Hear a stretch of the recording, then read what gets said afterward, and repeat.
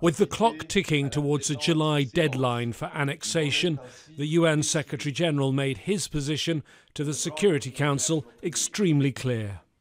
If implemented, annexation would constitute the most serious violation of international law, grievously harm the prospect of a two-state solution, and undercut the possibilities of a renewal of negotiations.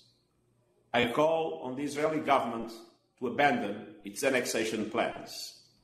Palestinian Foreign Minister RIYAD al-Maliki says the Israel of Benjamin Netanyahu doesn't believe it's bound by international norms or laws. Israel thinks, as has been its experience so far, that it will not be fined or arrested. It believes that Security Council resolutions are binding for others. International courts have jurisdictions over others. Sanctions are for others. Israel's ambassador DANON went back in history to justify annexation.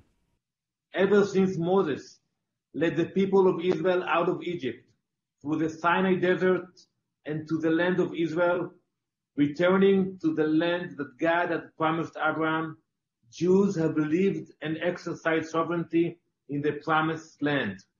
But the vast majority, 14 out of 15 members of the Security Council, are following more recent history, the Council's own resolutions. When Israel took East Jerusalem, the West Bank and Gaza in the 1967 war, the Security Council declared in numerous subsequent resolutions that these were occupied territories. Since then, large parts of this Palestinian land has been taken over by Israeli settlers, but this is the first time in 52 years that Israel has come close to declaring sovereignty and taking permanent political control. It has never been our intent to impose a solution. The only country that could stop it, its close ally, the US. Ambassador Kelly Craft said little on the issue of annexation, but speaking at the same time as her in Washington, D.C., her boss, the US Secretary of State, was clearer. The decisions about Israeli and extending sovereignty to other places are decisions for the Israelis to make. Some might see that as a green light for Israel. Certainly, Israel is now in the driving seat.